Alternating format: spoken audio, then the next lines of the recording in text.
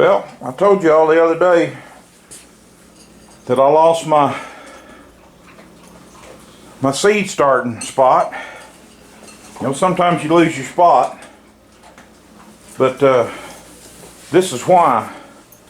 I saw elephants and giraffes and tigers running out of here this morning, and this was my seed starting spot in this south window here in the laundry room, and I lost my spot.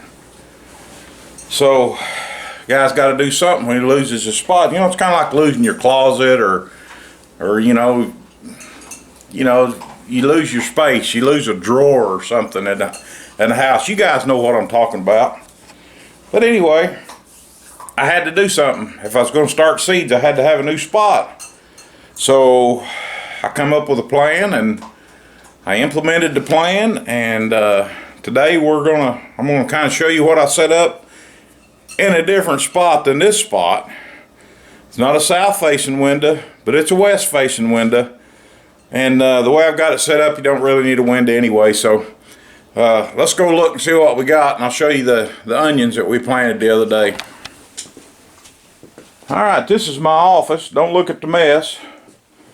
Don't look at the books, because I've got plenty of them. This is my office, and here's what I did. Let me back up a little bit. I went to Lowe's, and they had this little rack. I've had one of these before, and I don't know why I don't have it anymore, but I don't. But anyway, they had these racks for, I think it's $55, something like that. It's a 5-tier rack, as you can see. And I've got it on a west facing window. There's the garden out there, as you can see, and the cold frame. But anyway, let me show you what I did here. I brought these onions in here, and underneath here we got them on heat mats. We got them covered up with these domes. This is a halogen 5,000 watt light. I got this at the Wally World. I think it was 18 bucks. It's a 4-footer. Here's the key. If you're going to do this, this is what you have to do. This light has to be daylight. Don't get the soft light or the comfort light or whatever it is they call it. Get the daylight. And you need to leave this light on. These onions, these are the onions that we planted in the previous video. Leave the light on until these onions begin to sprout, and when they start coming up. Now, you want to keep this dome on here until they sprout and get up a little bit. And then when you take that dome off, do not put it back on there. And I'll show you what to do. We'll drop this light. Now, let me tell you the mistakes I made the last time. The last time that I planted onions, they got leggy on me and they fell over. I'm going to show you why. Number one, I was watering from the top. I've got these sitting in extra trays here, and I'll get some bigger trays when I can, but you want to water these from the bottom and keep some water in that. You can see they don't need any water right now. The dirt is plenty wet. The second thing that I did is I had a grow light, and I took the grow light and I hung it up here.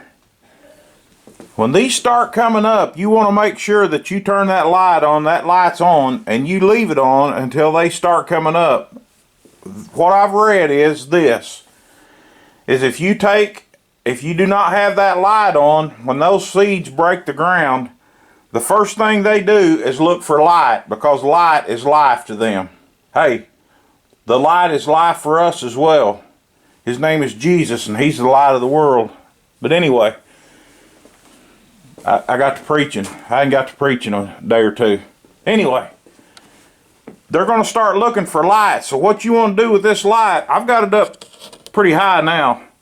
But when these seeds start breaking through, and I take these domes off, I'm going to drop that light down about to right here.